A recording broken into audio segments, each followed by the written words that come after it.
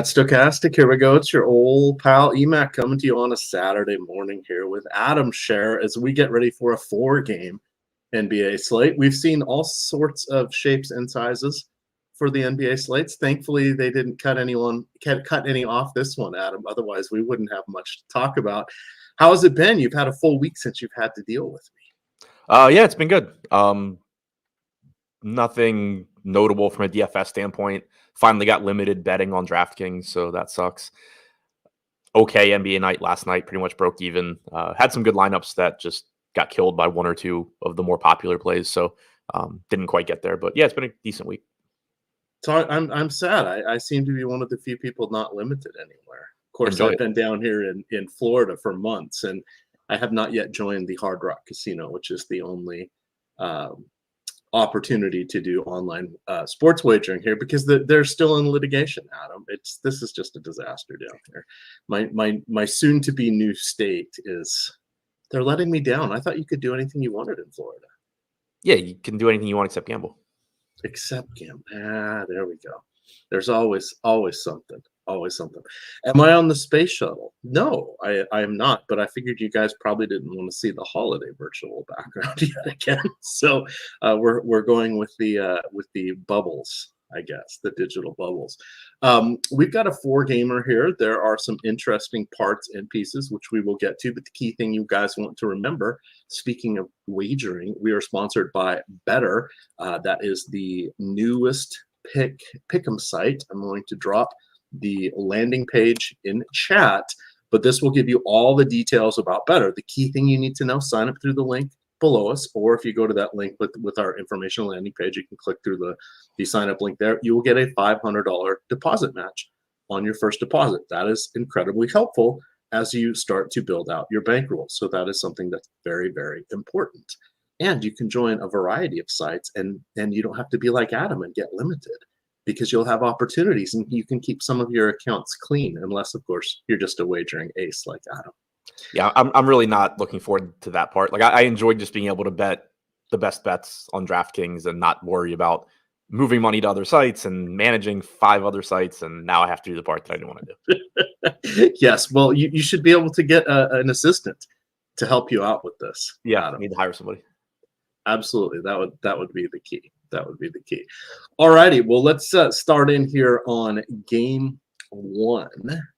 So let me get down to my run sheet here. So game 1 is the New York Knicks at the Indiana Pacers.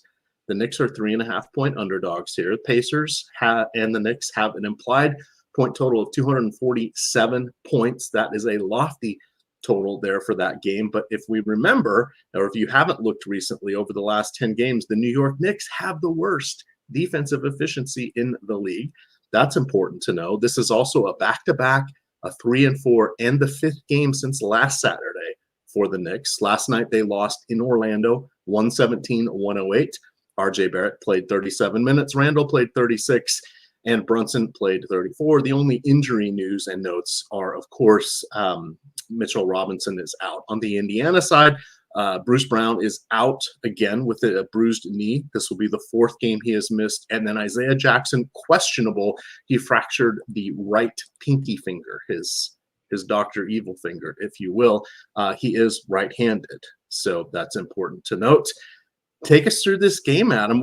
Boy, a couple years ago, this would have been just no fantasy goodness. We'd be looking ahead. Today, it has all the fantasy goodness. Yeah, it looks like a pretty appealing game. You get a very, very fast-paced Indiana team that does not play defense. You get a Knicks team, like you said, struggling defensively lately. Generally a good defensive team and a slow team, but some value potentially on Indiana. So very, very appealing game. The guy I'm actually getting to the most from the Knicks side right now is Quickly at 5K. Point guard, shooting guard. He's pulling 26% ownership, which is second to Isaiah Hartenstein for the most ownership from the Knicks on DraftKings. I'm getting the 34% right now. His playing time on a game-to-game basis is volatile. We saw 28 minutes yesterday. He closed that game. He's been a very, very good player overall this season. Josh and I talked about it a bit yesterday that Knicks beat writers have been starting to sort of beat the drum that Quickly needs to be playing more. But we know Tibbs is generally pretty slow to adjust with stuff like that. If he sees things, he sees things his way, and it takes a lot for that to change. But over the last 5 games and the last 10 games, 24 minutes per game for Quickly. as a projection, that is perfectly fine. There is obviously the upside for him to play more, and it's only a 4-game slate. So at 4,900 or 5K, he just looks like a decent value.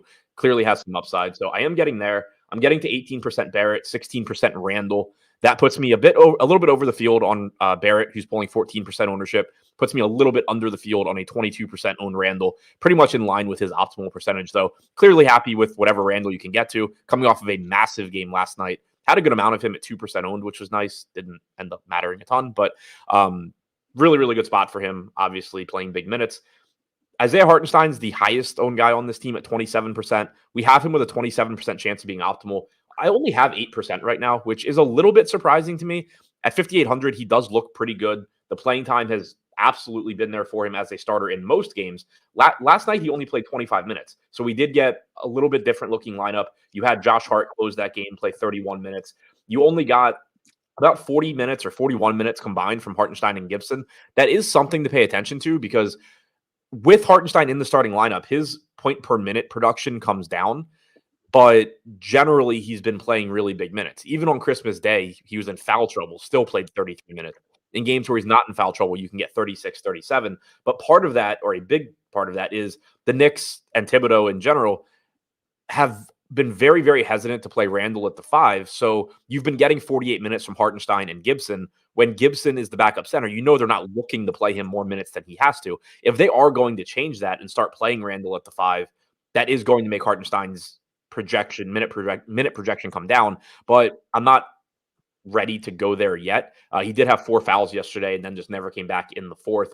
I'm not convinced that this is an actual change in the rotation. So for now, from a playing time standpoint, Hartenstein looks good. I think he's a good play. I'm just not getting to a ton of him, probably because of ownership. Other than that, getting very small pieces of anybody else on the Knicks.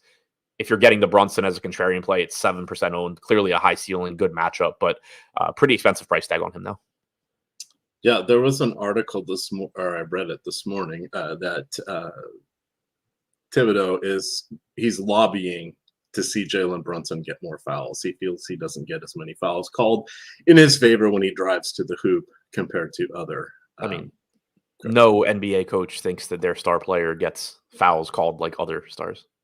I'm just saying though. I'm just saying maybe it's good that he's voting vote of confidence for him, but perhaps he's more interested in him than Quickly, right? Kind of back to your other point here. So he has chosen his favorite. Yeah, but I mean, like Quickly and Brunson shouldn't really be related. Like Brunson's going to get his minutes regardless. It's the DiVincenzo minutes, the Josh Hart minute. Like Josh Hart obviously is fine, but like you could, if you wanted to play Quickly more, you can play Randall at the 5, which he's been hesitant to do. You could lose some of the DiVincenzo minutes. You could lose some of the Hart minutes. You could lose Barrett minutes. Absolutely. Like there's so many ways for Quickly to get into this lineup that he should. It's just he consistently hasn't been getting it yet.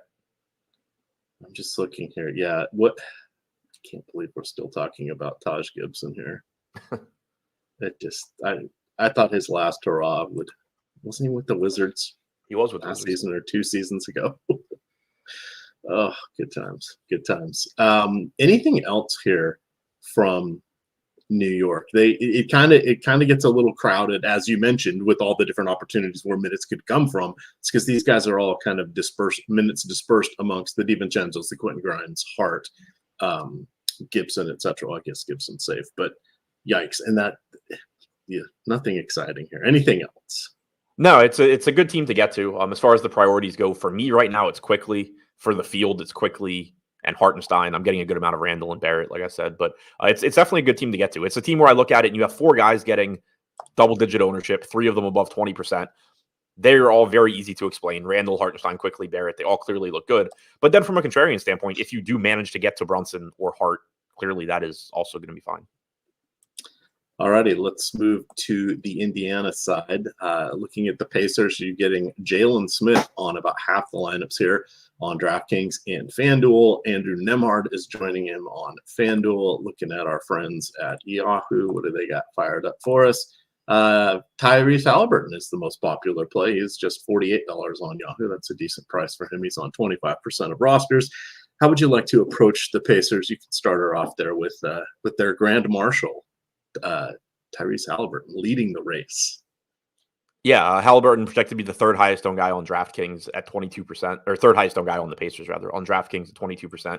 18% chance of being optimal. Obviously looks very good. Price tags come down a bit. I mean, this guy was 11K not that long ago. He's 9,900 now. I'm getting to 12%, so I'm not getting as much as the field, but clearly that's something that if more value opens up, I would have no issue getting to more Halliburton. He is just pretty much always a good play, very high ceiling, one of the best playmakers in the league, if not the best. So he looks fine. Jalen Smith's projected to be the highest owned guy on the slate right now. He got power forward eligibility on DraftKings, which is huge. $4,900 price tag, getting 50% ownership, 38% chance of being optimal. He has started the last couple of games for the Pacers. The Pacers have won both of those games, so I assume he's going to stay in the starting lineup. He hasn't closed either game.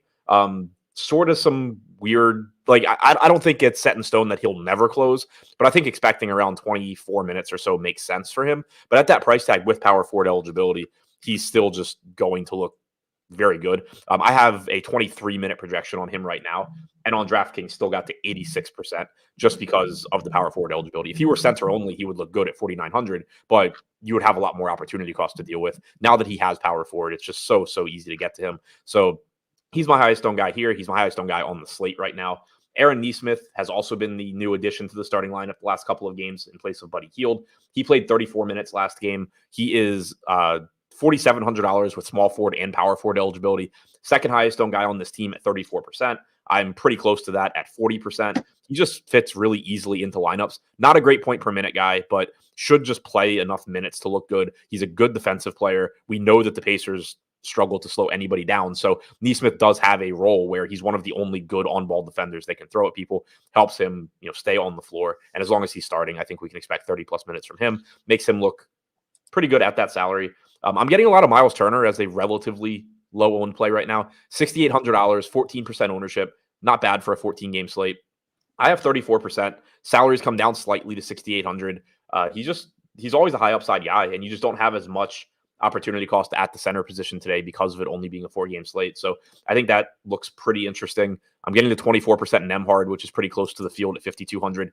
He has been starting. The playing time may or may not be there. He played like 36 minutes two games ago. He played 23 and a half last game, did have some foul issues in that one that hurt him as well, but he also wasn't in the closing lineup as Benedict Mathurin got those minutes. So the playing time's volatile. His point per minute production also takes a hit when he's playing alongside Halliburton. They have been staggering him and Halliburton though, which is good.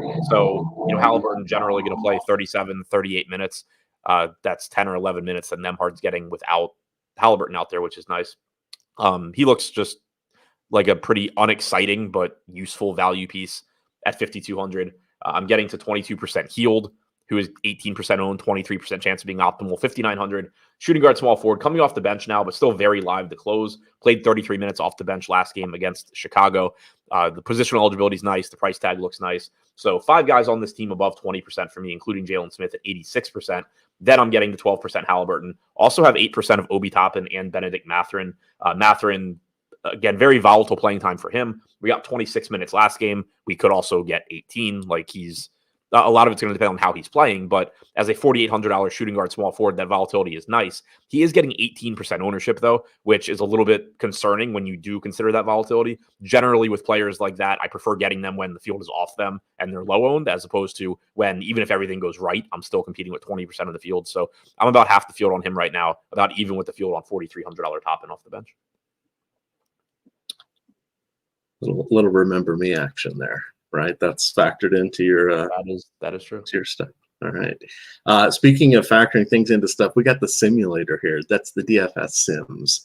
They factor everything into everything. You need birthdays, you need bobbleheads, all the good stuff. It's in here in some form or fashion. That's barely going to move the needle, but all the important stuff is. Have you seen Sean G, not Sean V, but Sean G over there on Twitter, taking down the Minimax yet again?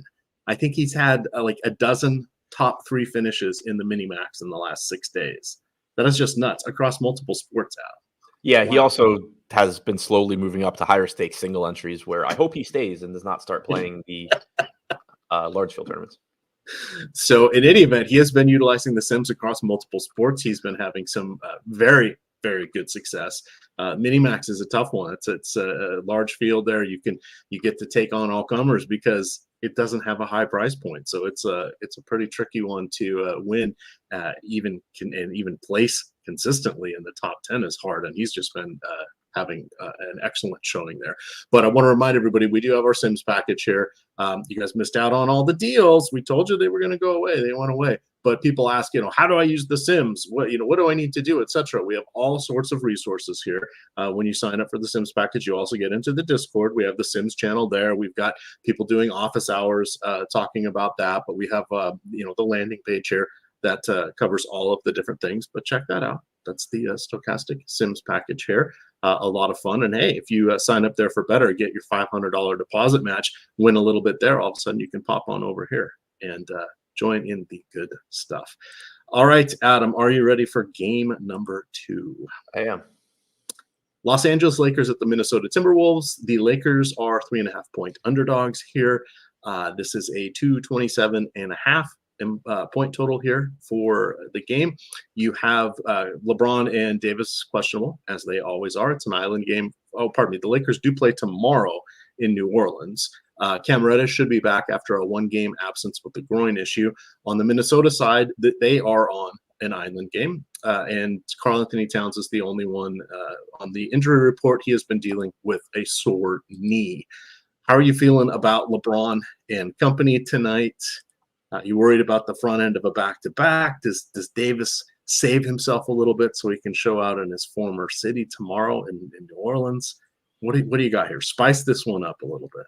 Yeah, I'm not too concerned about the back-to-back. Obviously, whether or not guys play is the biggest issue. If Davis were to sit, LeBron looks really good. If LeBron were to sit, Davis looks really good. If they both sit, everything goes crazy and the whole team looks good. So all of that matters, and this game does start an hour after the Indiana game, but usually we get news when one of them is going to sit relatively early. Not always, but hopefully we will get that news early.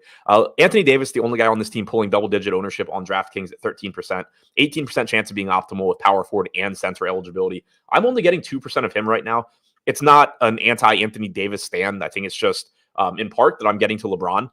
We saw this on a strategy show the other day when these two were playing. By the time it got to lock, I think I ended up more in line with the field or just not getting as much of either. But right now we have 21% combined ownership going to Anthony Davis and LeBron. Anthony Davis getting 13, LeBron getting 8. Right now I have 16% combined, so not that far below the field total, but I'm getting the 14% LeBron, so basically the same LeBron as the field is Anthony Davis, and then I'm not really getting to Davis. I think it's just an ownership thing.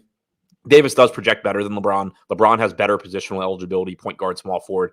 But from a range of outcome standpoint, they are similar. Clearly, LeBron can just beat Anthony Davis any given game. So if it does work out that way, where I'm playing a little bit more LeBron because the field's playing a little bit more Davis, that's fine with me. If it goes back to I'm just playing Anthony Davis, also fine with me. Clearly, he's really, really good. Overall, a pretty unappealing spot for the Lakers, though. Minnesota, one of the best defensive teams in the league. We know that LeBron and Davis soak up so much of the fantasy production that it's tough to get to anything else. The only other piece I have at all right now is 6% of $4,800 Taurean Prince. You could say Taurean Prince, you could say Rui, you could say Vanderbilt, you could say Reddish. They're all kind of the same thing there, where he's essentially in my lineup just because he's low owned, cheap, and I'm hoping to get really lucky.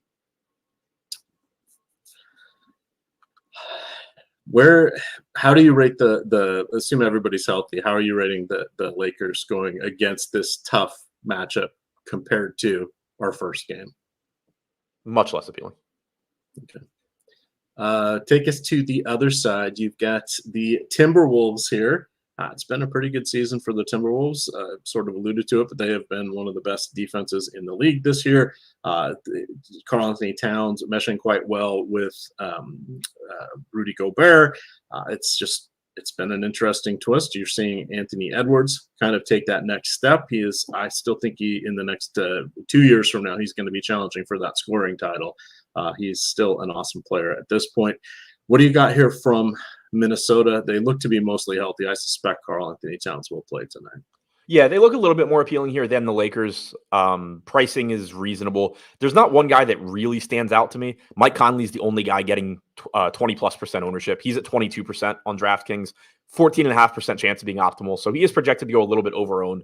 He's my highest owned guy from Minnesota at about 13%. So I'm pretty much in line with that optimal percentage under the field, but still getting a decent amount at 5,700. I'm getting to 13% Nickeil Alexander-Walker, who's projected for 12% ownership. He's just a function of it being a 4-game slate and there being some guys that we do want to pay for, if not necessarily at the very top, at least. And we do have, Luka at the very top, at least in that, like 8 to 10K range. So Alexander Walker coming off the bench, shooting guard, small forward, 3,800 in their last game, played 24 minutes. You're not confident in him at all. We have about a 16 fantasy point projection. That's still enough to get him into 10 to 15% of my lineups right now. And I understand why he's there, even though clearly you're not looking at him with any level of confidence. Rudy Gobert, 7,400, pulling 12% ownership, pretty much where I'm at. Just looks fine. Similar ownership to Miles Turner. Turner a little bit cheaper. I'm getting more Turner right now, but high upside, mid-range center.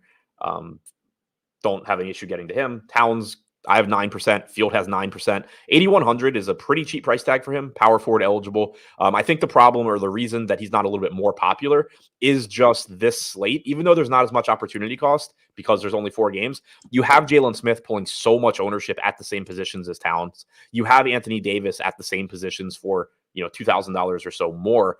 It just he kind of gets squeezed out. I think where either you are using those power forward spots for value, you're getting a higher projected player, depending on which direction you go. It makes him kind of an awkward price, even though 8,100 is not really an expensive price tag for him. Makes him a pretty interesting contrarian play to look at if you need a lower owned power forward option.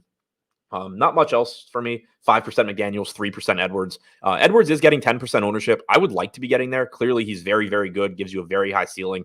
I think the most difficult thing with him is that he is only shooting guard eligible, which is weird, but it just makes it tougher. Like if he was shooting guard small forward, we'd be playing a lot more Anthony Edwards every night, basically. But because he's relatively expensive and you can only play him at shooting guard or guard, it becomes more difficult to get there. But 10% ownership, certainly manageable. I wouldn't be upset if I started getting more. All right. Kevin Watkins, you win. I put that out there. I put that little crumb out there. I mentioned those birthdays. Today is LeBron's birthday, Adam. This is it. He is officially 39 today.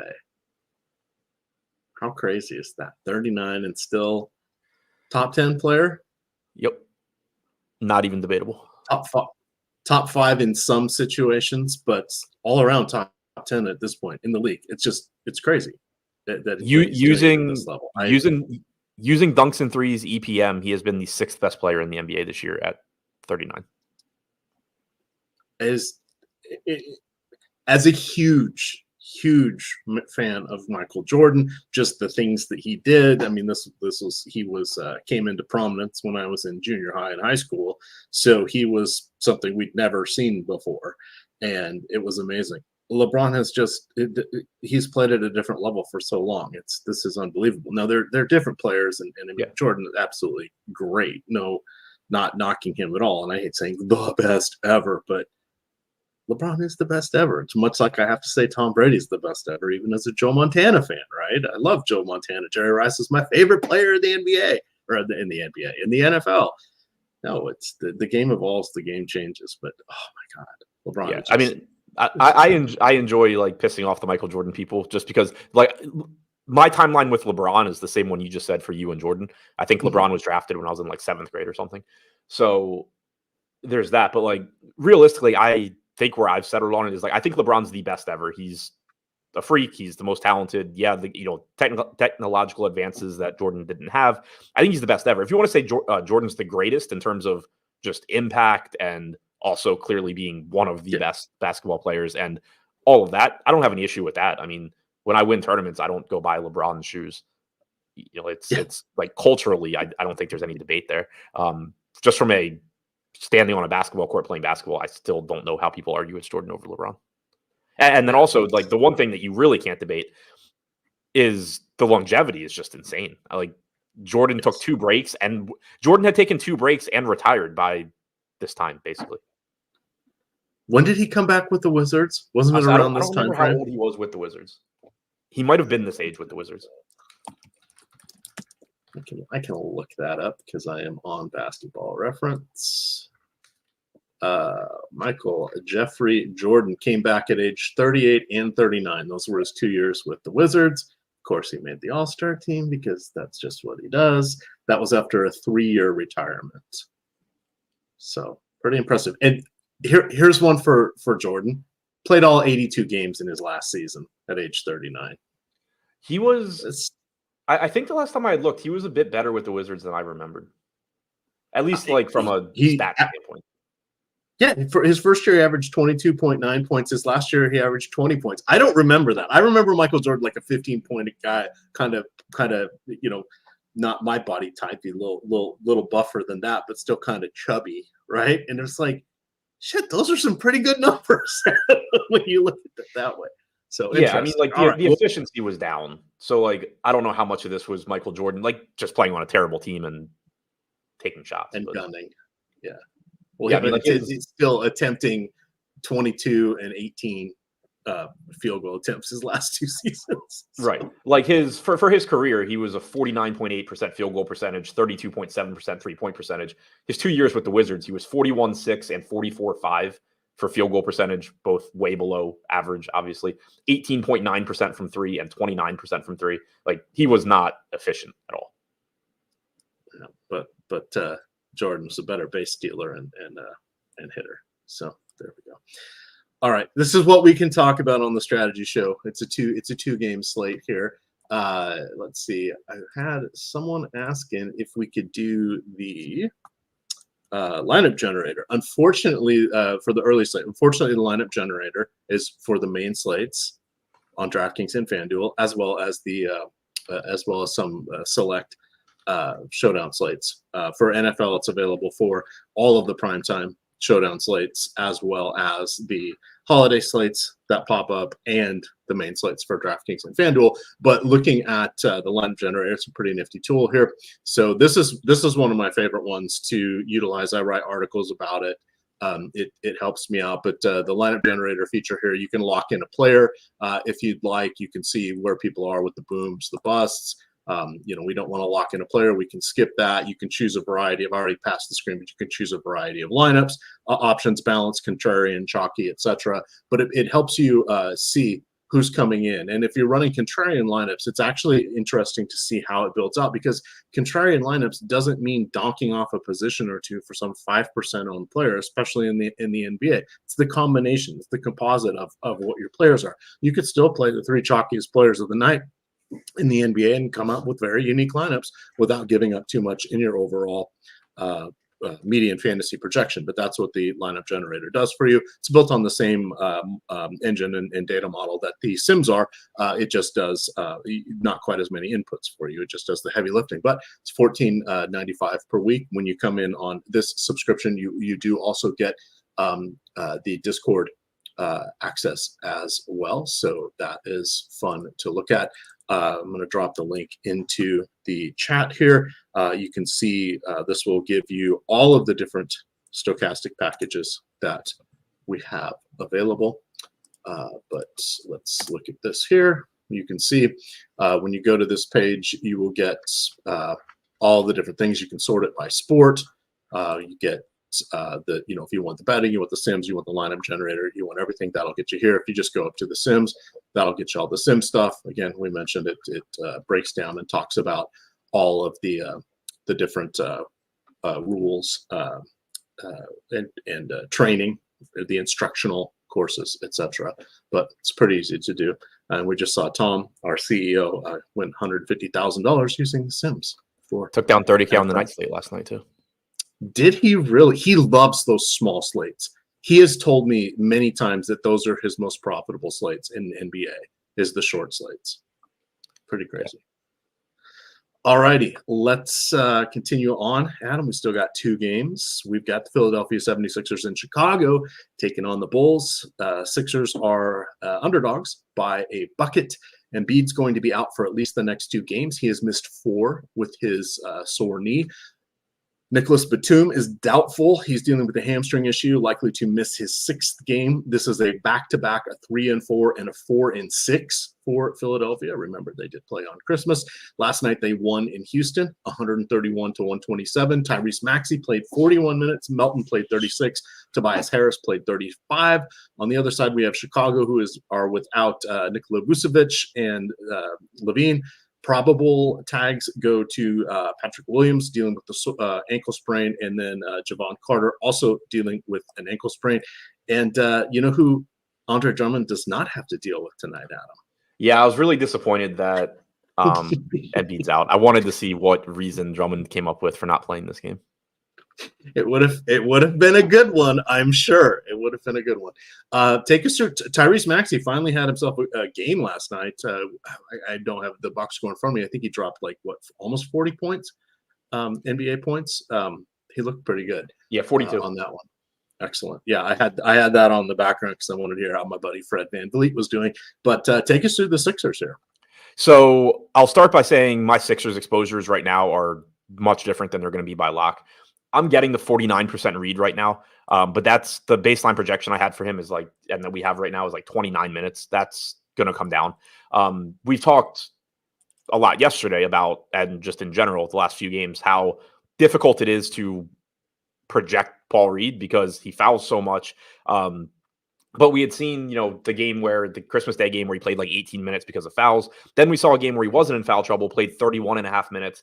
And so, gave him a couple extra minutes yesterday just because we at least saw that 31 and a half minutes was in the cards if he is not fouling. But we were also seeing close to 48 minutes from Reed plus Bamba in those games. It was almost 48 minutes on Christmas Day when Reed was in aggressive foul trouble. It was 48 minutes in the next game. Yesterday, the rotation changed to where Mo Bamba didn't even play in the second half. Reed got in some foul trouble in the second quarter. They closed the first half with Marcus Morris at center. Marcus Morris was then the backup center in the second half. So Paul Reed ended up playing 24 minutes, didn't play at all in the fourth quarter. Mo Bamba didn't play at all in the second half. It seems like are going to use Marcus Morris as a backup center, and there's no reason they can't in this game against Chicago. The projection for Reed and Bamba combined has to come down. 29 minutes for Reed, even if they were playing 48 minutes, would have been aggressive. But I expect that I'll end up around 24 minutes on Reed, which will make him playable at 5,700. Still has that upside to play 30 minutes, but really, really risky play. Fouls a lot. We don't know for sure that he's even the closing center in every matchup. So at 5,700, there is upside. He's getting 20% ownership. I will have less than the 49% that I have right now. As far as everything else, 20% ownership coming into Melton after a terrible game yesterday. 6,500 shooting or point guard, shooting guard. The playing time's there. He played 36 minutes again yesterday, just did nothing with it from a fantasy standpoint. I'm getting about 20% of him right now, so not really taking a stand there. He's going a little bit over-owned. We have him with a 14% chance of being optimal, but from a playing time standpoint, it's just still an easy piece to round out lineups. Obviously, he's not the highest usage guy, so you're hoping for peripherals, but the playing time should be there. Maxey's pulling 7% ownership. I'm getting 15. I was over the field on him yesterday. I will gladly be over the field on him again today. You're getting huge minutes and every opportunity offensively from him without Joel Embiid. He is relatively expensive at 9,100, but if the field's not going to go there, I love getting to him. We have him with about a 10% chance of being optimal at 7% owned. Tobias Harris is priced up a little bit more. He's up to 7,200, small forward, power forward, coming off of a massive game yesterday. He's another guy that just takes on a bigger offensive role and plays a lot with no Embiid. He's getting 12% ownership. I only have 5 right now. That may come up a bit as the day goes on. Kelly Oubre only getting 1% ownership. Marcus Morris getting 1% ownership. Beverly at 3,700 is getting 8. I have about 7. He's 3,700. Giving you probably 15, 16 minutes off the bench. If any value opens up, that starts to go away. But right now, he looks like kind of a last guy in. But as far as the guys that I would expect to actually be getting to a decent amount, Melton, just from a last guy in, plays a lot of minute standpoint, is fine. Reed is risky, but certainly has a ceiling at 5,700. I love getting the Maxey as a contrarian play. And Tobias Harris, whatever you can get of him, he's going to look pretty good at 7,200. Where do you put Maxey in amongst the pantheon of players tonight? Let's assume Doncic plays. Who are we including? Everybody on the slate. Oh, I mean, I have 15%. Oh, okay. That's less than I thought. I figured you'd be a little higher. Yeah, Fields at 7. I have 15. Oh man, I thought I've been busy playing around with the lineup generator here, so I can show some folks behind what it's doing on the screen. I did not realize. I figured Maxey would be around 30% today. Interesting. No, he's getting, I think, just edged out because Halliburton's not that much more expensive. Okay. You have Luka on the slate, so I think that's sort of the problem. But yeah, at 7%, I like getting to him quite a bit. Yeah, absolutely. He has done such a phenomenal job. I mean, what is he averaging, like almost 30% more fantasy points than he did last year? He's ticking everything up across every statistical category, which makes sense because Harden is not with the team anymore. But it's just been impressive to see what he's done. He's kind of in that same category. Halliburton's in a similar boat. SGA, those guys are all kind of making their moves into the truly elite stratosphere here. Yeah, in the games that Maxey has played without Embiid now, 5 games this season, 38 minutes per game, 29.5% usage rate, 18.5% assist percentage. Only 1.03 DraftKings points per minute is surprising, but I assume that'll come up. Gotcha. Overall, this season, 1.19 DraftKings points per minute. How are you feeling about Andre Drummond tonight? And take us through the Bulls. Yeah, so Drummond, solid matchup here. Doesn't have to deal with Embiid. I'm getting a ton of him again. Had around 72% the other day. He played well from a point per minute standpoint. He just got in foul trouble. And then it was also just a weird game where the Bulls had gotten down like 20-something points and happened to make a comeback without Drummond out there. So they pretty much played small for most of the second half. He's 8K on DraftKings, getting 26% ownership. I have 77% right now. Still looks really good to me. Just rebounds at such an incredibly high rate, which is a stat that is as stable as they come in the NBA.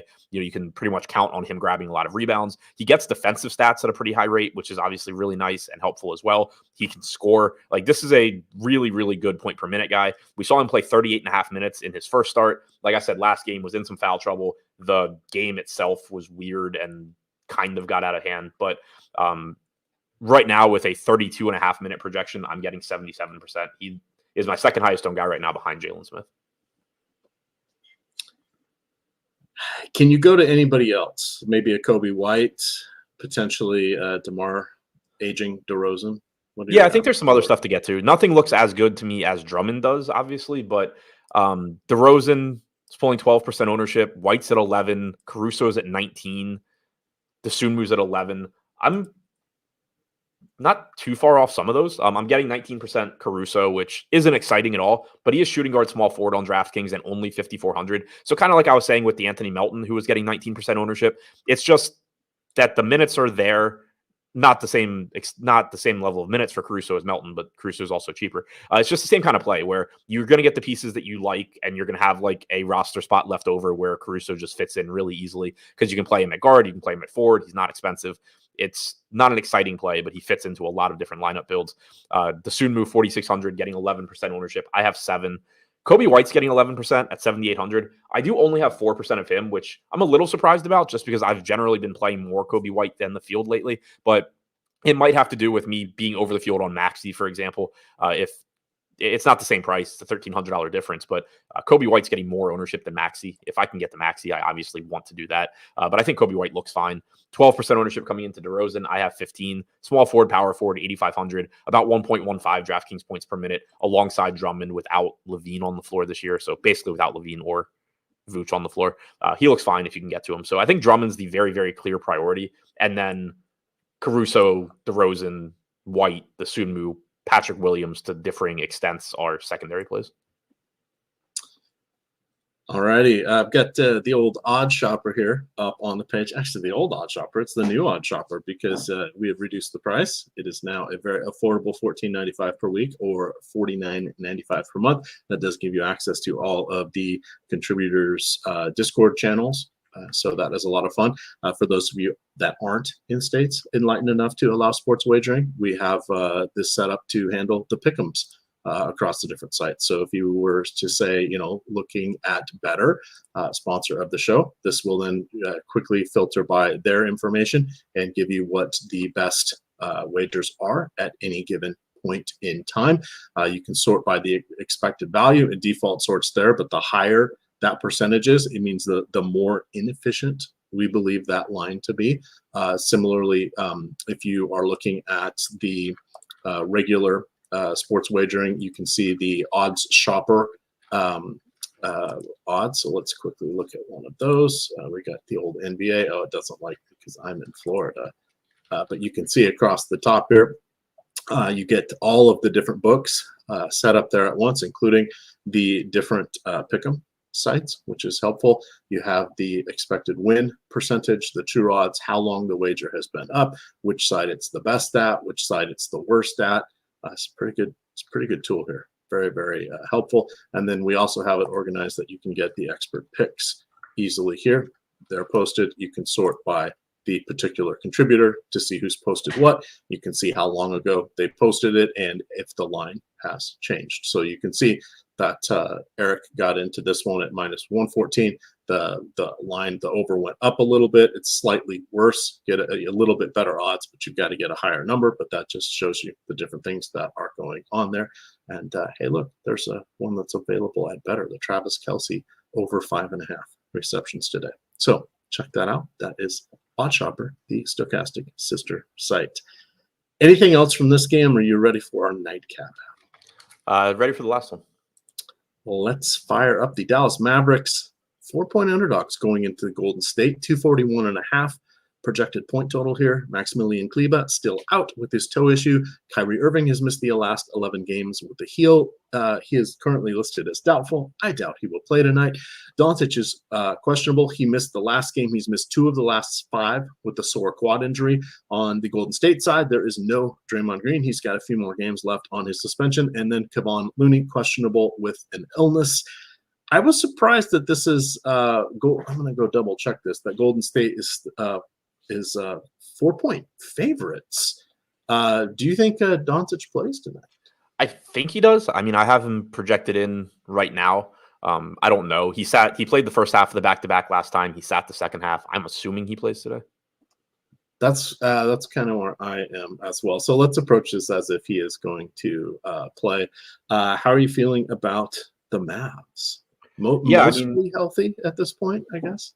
Yeah, getting healthier, assuming Luka's in. Prices have mostly adjusted.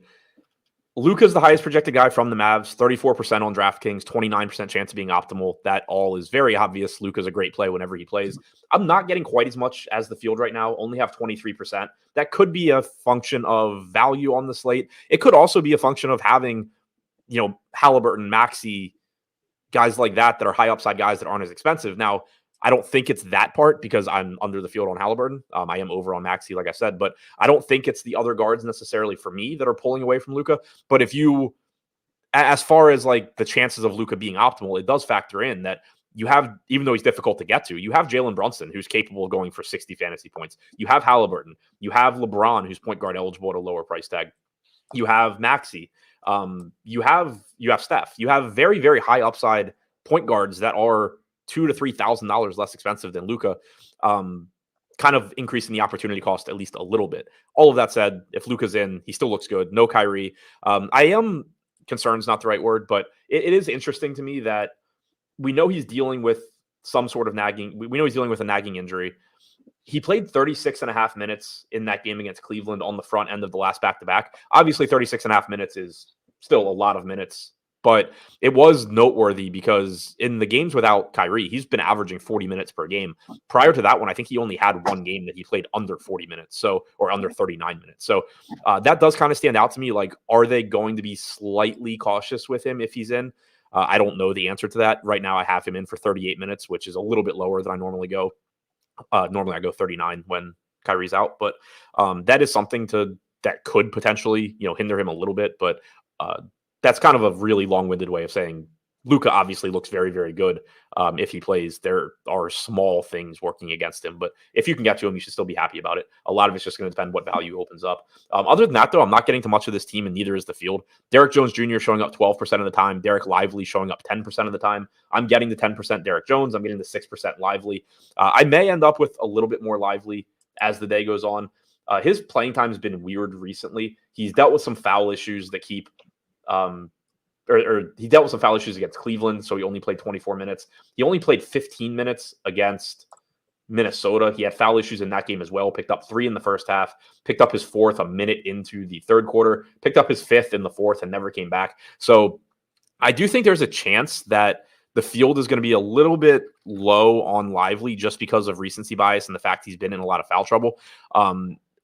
I still have him at 30 minutes, and in 30 minutes, I'm still only getting 6%. So I don't know if I'll start getting more, but I do think that's something to pay attention to. Like, especially if you're somebody consuming content throughout the day. If you're seeing various places talking about Lively playing, 26 minutes or something like that, or you're seeing him projected for 26 minutes or something like that, I think that would be too low. I still think projecting around 30 minutes makes sense. When he's not in foul trouble, he's generally giving you 32, 33. So he is interesting at modest ownership, but again, I'm still having trouble getting there right now. And then I'm not getting much of anything else, and neither is the field.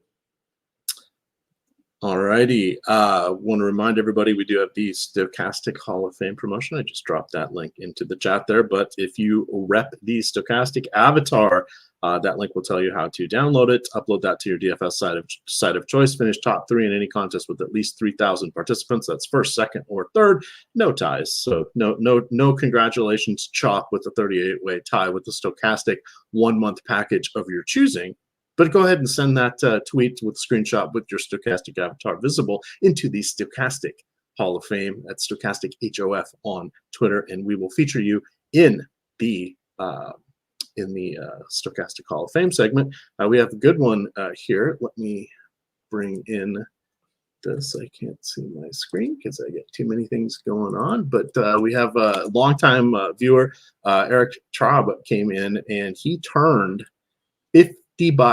That's $50 into 20,000 on Thursday Night Football with the slate. That's a pretty savvy thing. I believe he also has another extremely large win that puts this one to shame this year. But he's very low key, but he does it the right way and makes a ton of money here using the tools.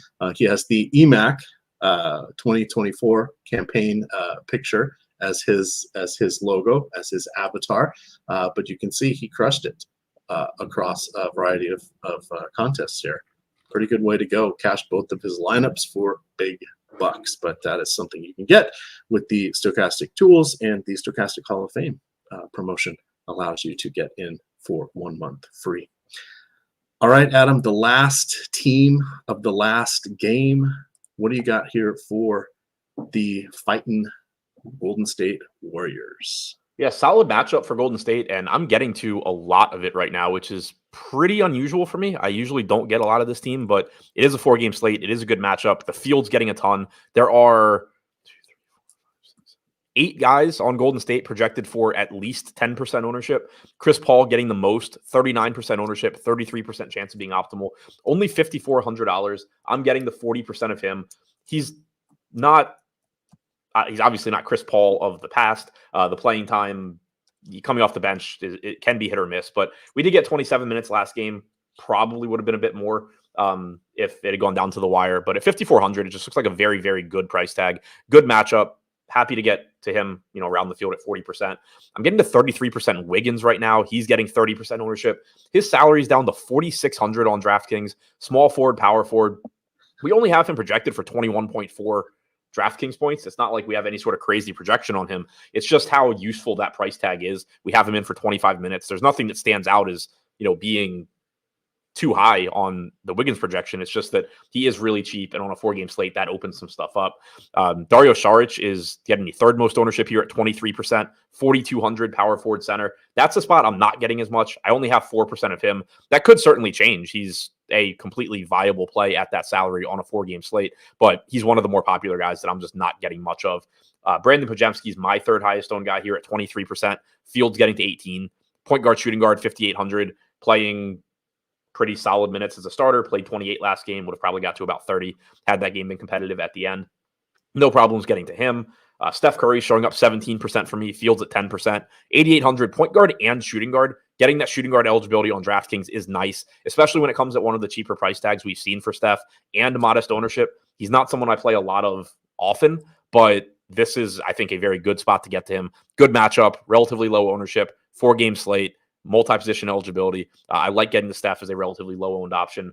Kuminga is showing up 15% for me at 17% owned. Clay is showing up 13% at 15% owned, so not too far off the field on either of those guys. And then Kevon Looney is getting 13% ownership at 3,900. I'm not getting there. I only have about 1%.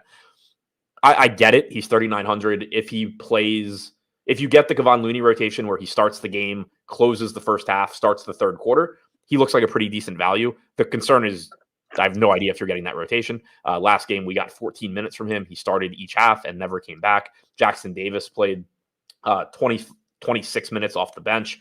So you can't count on that rotation from Looney. If he were low owned, I think he was a somewhat interesting contrarian play, but center only, getting some ownership right now. I'm not getting to him, but for the most part, I am getting a lot of this team. Andrew Wiggins started out the season got up to 7,200 on DK for 2 games. He has just 4 games of 30 or more fantasy points in his 27. Has there been a more, I don't know what the right word is, snake bitten, jinxed type massive drop off draft pick? Just goes from starting for a it's just crazy, Adam. Yeah, I mean, people were upset with him like starting the All-Star game or whatever a year or 2 ago. It made sense because of the positional requirements that year, but either way, he was deserving. Like, he was clearly a very, very good player. So far this season, using Dunks and Threes EPM, the only player on the Golden State Warriors roster that has been worse than Andrew Wiggins is Corey Joseph. Ouch. And Corey Joseph probably could be outplayed by Steve Kerr at this point. Still. Right. Sorry, Corey Joseph. ninth percentile effective field goal percentage for Wiggins this year. 9th percentile true shooting percentage. 13th percentile 3-point percentage. He's been a negative defensively. Like, he has been one of the worst players, one of the worst regulars in the NBA this year. All right. Today's schedule is easy. There's no Josh Engelman on it. I like to borrow his phrase and then say he's not on any show today. He's not on any show tomorrow. Adam, he must have a better agent than you, or Liverpool is playing on Sunday, I guess, because I don't see him on the Sunday football show. But today we still at 1 o'clock have the NFL strategy show. You're going to get Greg Ehrenberg and Neil Orfield on that one. At 2 o'clock, you've got the NHL strategy show. Whole bunch of hockey games going off at 7 o'clock tonight, and then one lone Outpost West Coast game. Check that out. We have some great projections there. I have enjoyed hockey for many years now, just using these stochastic projections. It's just been one of my more profitable sports. I have a nice little ROI on that one. And then at 6 o'clock, you're going to get the NBA live before lock. And I'll tell you what, I'm going to be on that show. Neil's going to be on that show. There are 4 NBA games. I bet you we'll talk a little NFL showdown, because tonight we have the Detroit Lions in Dallas taking on the Cowboys. I believe a 53.5 implied point total. So we've got some good games here. There is no Monday night football. There is because that is New Year's Day. There are quite a few bowl games today, as well as on Monday. So you guys want to check that out. We've got all sorts of college football and college basketball projections as well. Get in those streets, make some money. And you too can be like Adam Scherer and get limited on sports books. Good times, Adam. Good times. All right. You can follow Adam on Twitter at ShipMyMoneyDFS. I'm at EMac DFS. Of course, it is stochastic_COM. With that, gamers, hit the like button.